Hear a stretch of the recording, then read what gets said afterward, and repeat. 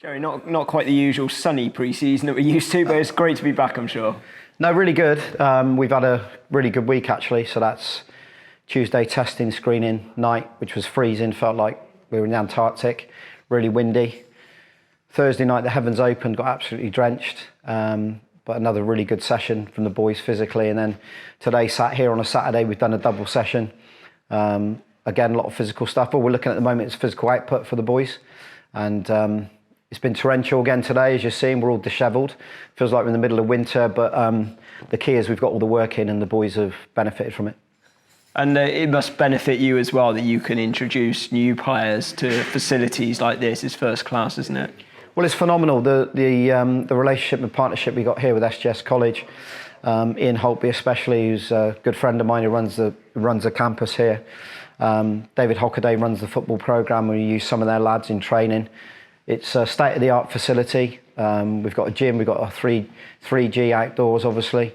They use the hydro pools, and it's just such a good facility to go and use. This morning we're on the grass pitches. So yeah, as I said, it's a great partnership. How have these 3 sessions gone? Players reported back fit and well? Really well, actually, yeah.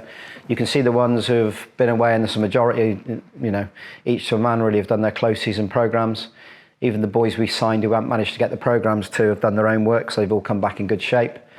The screening and testing results have been good. We've only had one player to date just sat out part of a session this morning.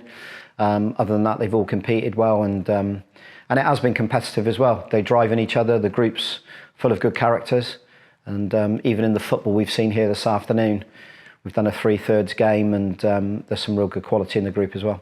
Got some exciting friendlies to look forward to, starting on Wednesday against Colchester United. Must just be great to get back out there. Well, it'd be great to get back to Twerton Park. It feels like a long time since we've seen our fans. That Oxford game was a phenomenal game to finish on, and it's really important that we try and get as many as we possibly can back in the stadium. And it's pre-season's all about that. It's about us trying to build our patterns. It's about the boys getting minutes. The focus won't be on results for the first 3 games. The focus is definitely going to be on physical output. They'll probably get 45 minutes and 45 minutes. And yeah, looking forward to seeing as many as we possibly can for these games back at Twerton, because there's some really good players for them to come and see. We've got the players we've re-signed and the new players. I'm sure all the fans are keen to have a look at them as well.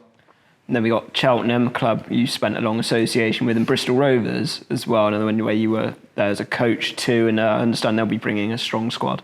Yeah, I've got a real good connection with all these clubs. I mean, Colchester, obviously we had Noah Chilvers. He's called it the Noah Chilvers Derby already. I've messaged him. He's looking forward to coming back. I'd love the fans to give him a good reception. He's gone on and obviously played a lot of first team games now at that level. I know he's got a lot of interest from higher divisions. Cheltenham, I had probably some of my best time in football there, from the age of 32 through to 39, with some promotions under my belt there as well. Great affinity with the club.